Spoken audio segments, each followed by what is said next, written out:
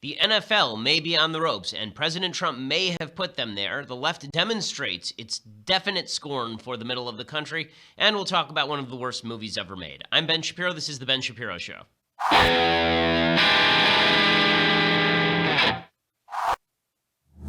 So the vortex of stupidity continues to whirl, and you are a part of it, my friends, as am I. There's no way to escape the Category 5 stupid hurricane that has descended upon the United States and that continues each and every day. We'll talk about all of the things. But first, I want to say thank you to our sponsors over at Realty Shares. It's not an offering of securities. Private investments are highly liquid and risky, not suitable for all investors. Past performance not indicative of future results. Securities offered to accredited investors through North Capital Private Securities, member FINRA SIPC. Okay, so if you are a big boy or big girl, it is time for you to start planning for your future. And this means that you need to take some of your money and put it in real estate. The best way to do this and not try to put all your money in one place or drop $200,000 on one apartment building, as if you have that kind of money, is to go over to my friends at Realty Shares, because what they do is they put together a list of properties that they have vetted, projects that they have vetted and that they think are decent investments, and then they allow you to invest in $5,000 increments, invest fractionally with hundreds of other people to reduce the cost of an initial investment. Realty Shares deals are vetted. They're curated by industry professionals who underwrite and perform detailed due diligence, so you don't have to do that. If you make $200,000 a year, you may qualify. Find out today at realtyshares.com/Ben. That's realtyshares.com/Ben. And right now they have a special offer for our listeners. If you go today to realtyshares.com/Ben, you get $100 toward your first investment. So instead of having to invest $5,000, now it's $4,900. Go today to realtyshares.com/Ben, REALTY, shares.com/Ben for $100 toward your first investment. Again, the only way that you are going to be able to retire securely if you are a young person or a middle-aged person is not by relying on Social Security, which is a giant scam. It's by making good financial decisions now. One of those decisions is to invest. Go to realtyshares.com/Ben. Okay, so the football controversy, the NFL controversy will not die. The ratings were apparently slightly up on Sunday over the previous year, but that's because people were tuning in to see the controversy. Next week, watch for the ratings to plummet as people simply tune out and demonstrate that they're not interested in watching a bunch of players who they feel are ungrateful for being in the United States of America and who are kneeling about the anthem and the flag. So one of the things that I've been talking about for years on this program now is the idea that two bubbles have formed in the United States. It's not just one bubble. You know, we on the right like to say, well, Hollywood's its bubble. Media, that's their bubble. There are two bubbles. There's the bubble of those of us on the right and the bubble of those of the people on the left. In the right bubble, we look at the people kneeling and we say everyone who is kneeling is doing so because they hate the anthem and the flag. Right? The reason that you kneel during the anthem is because you don't like the anthem and you think that America is a problematic place imbued inherently with racism, sexism, bigotry, and homophobia. And that's why you're kneeling. It's because you don't like the flag. And there's some evidence to this. Colin Kaepernick, when he first knelt, said, I'm doing this because the flag doesn't stand for Black Americans, which is just absurd. It's just asinine. It was the flag of the United States that was carried into battle by the Black regiment during the Civil War, that you can see it in the movie Glory. You know, the flag has always stood for the Constitution and the Declaration of Independence and the development toward a better America. That's what the flag has always stood for, which is why smart civil rights protesters back in the 1960s weren't burning the flag. They were marching with the flag and saying, this is our flag, this is our America. That's a smart way to protest. A stupid way to protest is to kneel through the national anthem and to kneel as the flag is honored. That's just a dumb way to do it. So if you're on the right, the way that you see this battle is all the people who are kneeling originally were kneeling because they don't like the country, and the people who are kneeling with them today are probably kneeling because they also don't really like the country too much. Then there's the way the left reads this, which is people are kneeling because they think the country is not all that it can be, and they are kneeling to demonstrate that the flag is not really being upheld, even though symbolically it matters. It's because it matters symbolically that we have to protest it. And therefore, that's why Kaepernick and company were kneeling originally. And now all the people who are kneeling now, it's not even because they agree with Kaepernick. It's because they don't like that President Trump called for a boycott of the NFL and called for the NFL to fire everyone who is kneeling. So there are two reasons for the kneeling. Reason number one is because America just isn't what it's supposed to be. It's not all it's cracked up to be, so kneel for the national anthem. And reason number two is to protest Trump. Okay, and these two visions of what exactly is happening, it demonstrates, it's sort of like the movie Rashomon. I mean, there's a bunch of, there are multiple viewers of a single event, and they're each taking what they want from that event. On the right, we're taking away there are a lot of people who don't like the country. On the left, they're taking away that there are a bunch of people who want to stand against America's fundamental values, and kneeling is the way to protest those people. Right, so that's the actual that's actually what's going on. From an objective, if you're an alien coming in from outer space watching all of this, this is what you would say, right? There's a bunch of different perspectives on the same event. Now, I tend to think a few things. One, kneeling for the national anthem is dumb. Kneeling for the flag is dumb. Again, you'd be better off grabbing the flag and saying, this is my flag. I stand with the flag against these forces that stand against American values. So the kneeling is stupid. It's pointless. And it's bad PR. On the other hand, the people who were kneeling yesterday are not quite the same thing, or Sunday, not quite the same thing as Colin Kaepernick kneeling. They're not all the same people.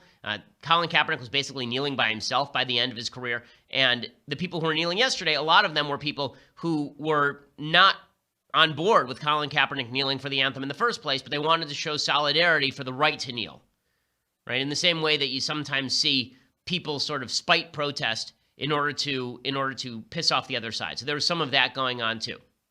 Okay, so let's see how this plays out. So you can see that on a political level, this is very beneficial for Trump and Pence. So President Trump has an inerrant nose for the controversy that is most likely to polarize the country in his favor. He's actually quite good at this, and he's done it repeatedly. So the left claims after the travel ban, oh, Americans hate the travel ban. It's just going to be terrible for Trump, the travel ban. The travel ban wasn't terrible for Trump. Most Americans were fine with the travel ban. The left doesn't understand that. The left doesn't understand that when President Trump says polarizing things on a wide variety of topics, when he says that, when he does sort of macho posturing, most Americans don't care about that. And the left doesn't understand that when Trump says Colin Kaepernick is an SOB for kneeling during the anthem, there are a lot of Americans who feel the same way. And when people kneel, Trump wins that battle. And you can see how the right is trying to frame the battle as don't protest the flag or the national anthem, and the left is trying to frame the entire debate as a debate about the First Amendment. So here's Mike Pence framing it in terms of the flag and the national anthem. We've all got a right to our opinions, but I don't think it's too much. With a computer glitch. Okay. But I don't think it's too much to ask the players in the National Football League to stand for our national anthem. And I know the people of Alabama agree. Because, patriotism is what unites us. It's about respect for the flag, respect for the country. And most importantly, it's about respect for all those who fought and died to defend it. And I think that Pence is exactly right, of course, which is why I've always opposed flag burning and kneeling on the flag and pictures of Bill Ayers standing on the flag. I think it's disgusting. I think all of that is quite gross. So this is how the right's attempting to frame it. You see groups like the NRA doing the same thing. The NRA released an ad last night, that essentially says the same thing. For the land of the free and the home of the brave. From high school gyms to towering stadiums, every time I see our flag wave, I feel a humbling reminder of the brave who keep and have kept us free. I stand to honor the sacrifices of the generations before me, heroes who charged into battle through bombs and bullets, who lost their brothers and still pushed through, fighting for every inch of our freedom. I stand for my brothers who can't stand anymore, men who hunted terrorists to the ends of the earth, who sacrificed their bodies and their lives so that we could peacefully live ours. I stand for the children, the spouses, and parents whose family made right. So you can see how political framing happens for... here, right? And it's actually quite a good ad here, right? This is an attempt to frame this specifically as all the people kneeling are doing a disservice to service members and spouses and children of people who have died in combat protecting the flag and protecting our national unity. Right? That's the way the right is framing this. Now, here's the way the left is framing it. And it's like we're living in two separate worlds. We're living in two separate worlds. Here's Hillary Clinton framing this in a completely different way. It's as though you're watching two separate narratives happening at the same time. Protest is a part of the American way of life, and it's something that I'm very proud of, whether I agree or disagree. I think peaceful protest is part of what has helped us make progress, learn more, be a better country over time. Okay, and this is what I don't like about what President Trump did, is that these were both principles that we generally believed, right?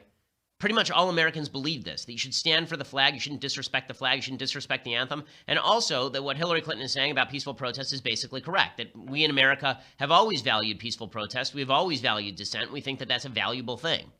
But now the left has basically grabbed hold of the dissent is patriotism banner, and the right has grabbed hold of the actual banner, and now they're going to war with each other. Is that good for the country? I don't think it's good for the country at all. And then the left takes it too far. So if that were the only battle, then I would say, okay, easy consensus, right? Easy to come together about this. Very simple. We can bridge this gap immediately. Stop kneeling for the anthem, or at least I understand why we criticize you for kneeling for the anthem.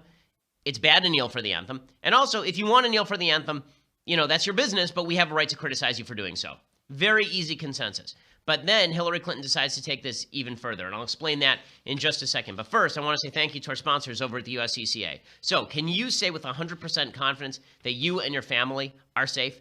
What if you pull the trigger too soon? What if someone breaks in your house and you pull the trigger too soon? Do you know what to say? Do you know what to do with your gun when the police arrive so that you're not arrested and carted off to prison? Well, here's how you can take a simple, rewarding journey to concealed carry and home defense confidence. It's called the 2017 Concealed Carry and Family Defense Guide. It's from the U.S. Concealed Carry Association. It is 100% free. You'll learn how to detect attackers before they see you, how to survive a mass shooting, the safest and most dangerous places to sit in a restaurant, how to responsibly own and store a gun, and a whole lot more. It's 164 pages, and it comes with a bonus audio version, so you can even listen to it in the car. You finish my podcast and pop that right in.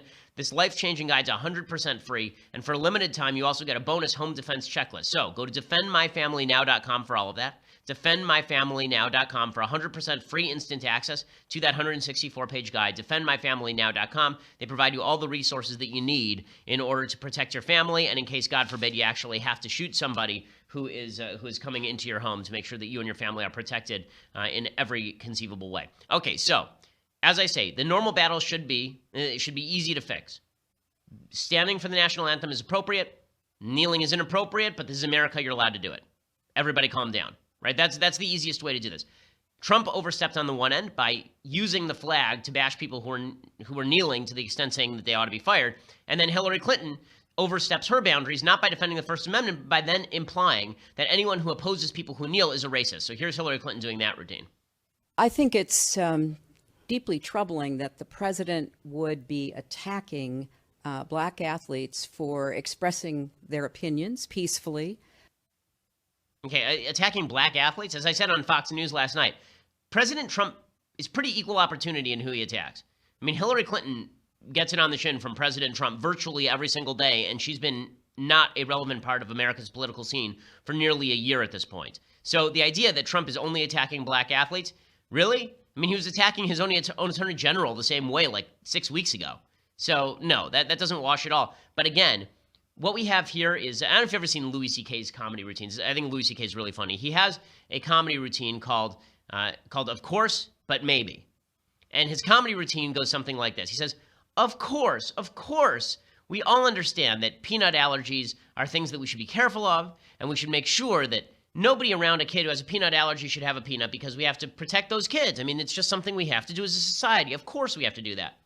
But maybe if we just let people carry around peanuts, this would all be over in a generation, right? This is Louis C.K.'s routine. The problem that we have in politics right now is that everybody is now doing of course, but maybe. Everybody is now doing of course, but maybe. So Trump is saying things like, of course it's bad when people kneel for the anthem. Of course, and of course dissent is okay. But maybe all those people should be fired. Maybe all those people should be fired. Because, I mean, if they got fired, then no one would be kneeling for the anthem. And then on the other side, you have Hillary Clinton doing of course, but maybe. Of course the flag is important. Of course the national anthem is a good thing. Of course that's true. But maybe President Trump is a brutal racist. But maybe he's a brutal racist. And maybe people who stand for the flag are actually evidencing some sort of brutal racism. Because of the but maybes that we're all doing right now, everybody's in conflict. If we just stuck with the of courses and we skipped the but maybes, we'd all be fine. Because of course we all agree on this stuff. There's no major disagreement on this stuff, even between people like me and Colin Kaepernick. Okay, he may not agree about the flag and the national anthem. He may not agree about those things. We have a serious disagreement there, and we may have a serious disagreement about police procedure, but we actually agree on the value of dissent, I assume. I assume we actually agree on that. We at least go halfway. But now we don't even go halfway. Now we're in total disagreement because of the but maybes. Okay, so you can see the media is finally starting to catch on to this game. Trump is making serious political hay here. He's getting people to rally around him. You can see that, we'll show you in a second how the NFL is really stuck between a rock and a hard place. But the media is beginning to catch on that Trump is playing a game and they are falling for it. Here's CNN's Jim Acosta, the least self-aware reporter in America, talking about how Trump is Trump trying to wage a culture war? Is he? Yeah, you think? This morning, he's putting out a tweet praising NASCAR, which obviously is geared towards a different demographic, and the way they stand in respect and honor the flag. Is he trying to wage something of a culture war? Okay, so is he trying to wage a culture war? First of all, the left started this culture war by politicizing sports. I have been saying this for years. I have been saying this for a long time. Trump did not start this war. He has just escalated the war. That's all. He's just escalated the war. And by the way, this notion that the NASCAR has a supremely different demographic from football is just not really true. According to Statista Online, the distribution of the television audience in 2013, 77% of the television audience for the NFL was white. 77%. 15% was black, 8% was Hispanic. So the vast majority of the NFL audience is still white. So the suggestion that Trump is doing this because he hates black people, I just don't see the evidence of all that. You know, it's kind of ridiculous. In any case, what's happened now is because Trump has polarized the country even further than it already was on this, and then the left has responded by polarizing even further by saying that everyone has to kneel, everyone must kneel before Zod. Now the NFL is stuck between a rock and a hard place because their audience is 77% white. And there are a lot of people in that audience, white, black, and Hispanic, who are not interested in doing this routine where they watch a bunch of people protest that America is a racist, terrible, terrible country. They're not interested in doing that routine. So Rush Limbaugh, I think, is actually a good case study, not just because Rush is a right-winger, obviously, but because Rush is the biggest football fan on radio. I mean, Rush is a super giant football fan, so much so that ESPN tried to have him on Sunday NFL Countdown about 15 years ago. And here is Rush saying that for the first time in a long time, he didn't watch any football on Sunday.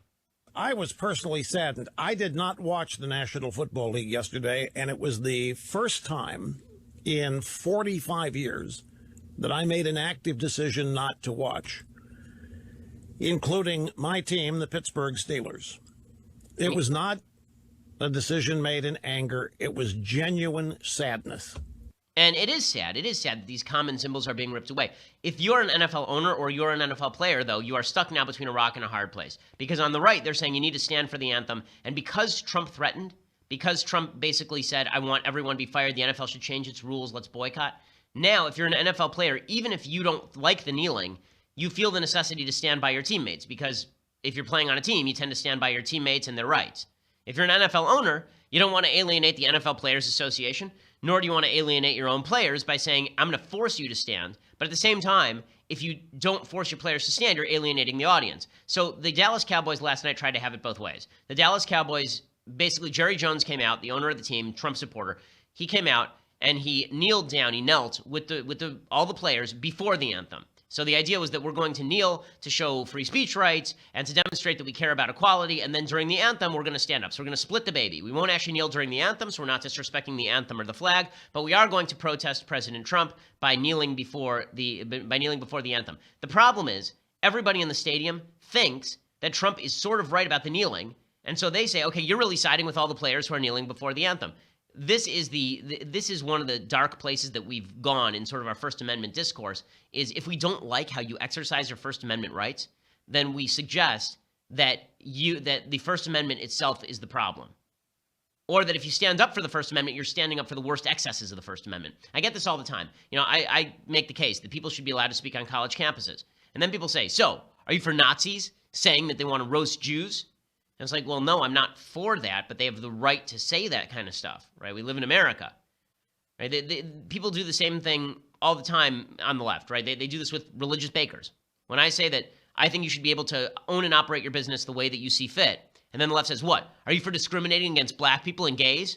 And I say, well, no, I'm not actually for that. I'm not for that at all, but you have a right to do what you want with your own business. Rights inherently contain the capacity to misuse those rights.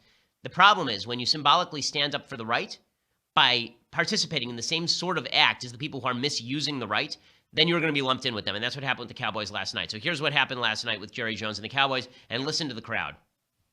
Wanted to show unity, but they were very adamant about wanting to separate that message from the national anthem.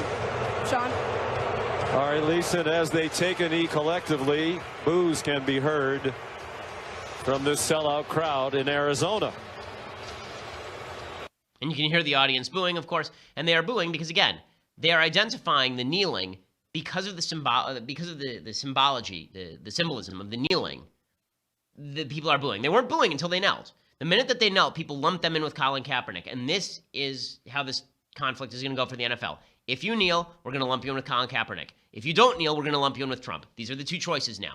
We didn't have to make that choice before, but now that's the choice that popular media are forcing us to make. It's the choice Trump wants to make. It's the choice Pence wants to make. It's the choice that on the left Hillary Clinton wants you to make. They want you to pick sides. Are you with LeBron James and Steph Curry and Colin Kaepernick?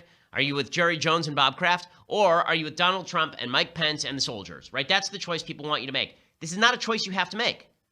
You can be for the soldiers, don't kneel, and you can also be for Colin Kaepernick's right to kneel, right? You can do both of these things. But because the NFL is trying to thread this needle, they're going to end up just destroying themselves. And you can see it. Yesterday, I paid homage to a guy named Alejandro Villanueva. Right? Alejandro Villanueva was an offensive lineman for the Pittsburgh Steelers, and he served 3 tours in Afghanistan. He was an Army Ranger, and he came out during the anthem. The rest of the Steelers team stayed in the locker room. Villanueva came out and put his hand over his heart for the anthem. And I said, well, that's, I think, a courageous move. Yesterday, he was forced to apologize after the left came after him. Shannon Sharpe said that Villanueva was just totally wrong. How dare Villanueva go out there alone? He humiliated his teammates. Shannon, was Villanueva right or wrong? I believe he was wrong in this situation, Skip. I believe he put his personal feelings and beliefs in front of that of the team. And this is a team. Now, what we know about the military asks a man to put his life, his or her life, in the hands of another man. True. When you go outside of that protocol, people's lives are at risk. That is correct. That's what Colonel Jessup said and a few good men. Mm-hmm. Okay, again, this is so stupid. So I love the idea from Shannon Sharpe that how dare Villanueva put himself ahead of his team, his personal feelings ahead of his team. What do you think Colin Kaepernick was doing? Do you think that he actually went through the 49ers locker room and asked permission before he did what he did? So you're allowed to put your opinion ahead of the team when you're kneeling for the anthem, but you're not allowed to do that when you are standing up for the American flag. Villanueva ends up apologizing for all of this because, again, this is the problem. You're either with now you're being forced to make a choice. You're either with your team and therefore with Colin Kaepernick by extension, or you're with Donald Trump. That's a crappy choice. Most Americans don't want to make that choice. We're going to show you the tape of Villanueva apologizing, which I just think is awful, in 1 second. But first, I want to say thank you to our sponsors over at FrameBridge. So FrameBridge is the easiest way to custom frame your favorite art and photos. We've used it in our home. We sent some of our pictures directly from our phone, basically, to framebridge.com. You can upload your pictures directly on computer to FrameBridge. They print them out and send them to you in a beautiful frame. You go to framebridge.com, you upload your photo from your computer or from your Instagram feed, or if you have a physical item, then they will provide you prepaid packaging so you can mail it in for free, and then you can preview your photo online in any frame style. Choose your favorite. They have talented designers who will help you out as well, and they'll custom frame your item in days, not weeks or months, and deliver it directly to your door, ready to hang. So none of that stupid screwing the stuff in, to the back of the frame. Instead, it's ready to hang as soon as it comes to your door. The best part, instead of the hundreds that you'd pay at a framing store, their prices start at $39 and all of the shipping is free. My listeners get 15% off their first order at framebridge.com when they use my code Shapiro. Again, it's framebridge.com, promo code Shapiro. They even offer a happiness guarantee. If you aren't 100% satisfied with your order, they will make it right. We've used it in the Shapiro home. It is just terrific. Framebridge.com, use promo code Shapiro, and their prices are much cheaper than it would be at some retail outlet where you'd have to pay the markup because you're going direct to the supplier with framebridge.com. Framebridge.com, use promo code Shapiro and save 15% off your first order. Again, that's framebridge.com, promo code Shapiro. Easy, simple, and inexpensive, and it looks nicer than anything else that you'll get on the market. Okay, so here is this Pittsburgh Steelers offensive lineman being forced to apologize because he didn't stand by his teammates. Because you either stand by the people who are kneeling, or you're a bad guy now. Regardless of this plan, very few players knew that I was going to the tunnel because I only asked the team leadership, and so because of that, I didn't give them an opportunity to stand with me during the national anthem. That is the very embarrassing part on my end and what transpires, because when everybody sees an image of me standing by myself, everybody thinks that the team and the Steelers are not behind me, and that's absolutely wrong. It's quite the opposite. Is they all would have, actually the entire team would have been out there with me. Even the ones that wanted to take a knee would have been there with me had they known these extreme circumstances that at Soldier Field, you know, at the heat of the moment, when I got soldiers, wounded veterans texting me that, you know, that I have to be out there, then I think everything would have been put aside from every single one of my teammates, no doubt. So because of that, I've made Coach Tomlin look bad, and that is my fault, and that is my fault only. Okay, no, it's the Steelers' fault for not going out there and figuring this thing out beforehand. That's their fault, okay? And it's not Villanueva's job to stay in the locker room with his idiot teammates who won't come out for the anthem. If they want to come out and lock arms, and some of them kneel and some of them don't, that's fine. But to rip on Villanueva as though he did something totally wrong for coming out after serving 3 tours in Afghanistan, all these guys can just, you know, stick it where the sun don't shine. Really, really obnoxious. And again, this is the sort of thing where people are not going to watch the NFL because of it. So the NFL is going to get absolutely hammered in the ratings next week. You watch for it. Meanwhile, the left is getting more and more snarky about this. So as you see the posturing from some people on the right about the flag and the anthem and the idea that everybody who is protesting in any way must hate the flag and the anthem, which I don't think is true, I'm going to show you some scorn from the left that is truly off-putting and demonstrative of just why what Trump said is so effective politically. But we're going to go through all that. Particularly, Spurs coach Greg Popovich said some pretty amazing things yesterday. LeBron James, too. We'll go through all of it. But for that, you're going to have to go over to dailywire.com. For $9.99 a month, you can get your subscription to dailywire.com. You get the rest of this show live. You get the Michael Knowles show live at 12:30 today. You get the Andrew Klavan show live at 10:30. Go check out Drew's show. If you haven't yet, it's really clever and it's really fun. And it's really interesting, and he always has great takes, so check out Drew's show. I'll put that in a thing I like, but I mention it every day, so go check out Drew's show as well. For $9.99 a month, you get a subscription for all of that, and you also, if you get the annual subscription, $99 a year, then you get this, the Leftist Tears Hot or Cold mug, which is quite delightful at holding beverages and liquids of all sorts. Hopefully drinkable. So go check that out. If you merely wish to subscribe to our iTunes or SoundCloud or YouTube, please go ahead and do that and leave us a review. We always appreciate it. We are the largest, fastest growing podcast in the nation.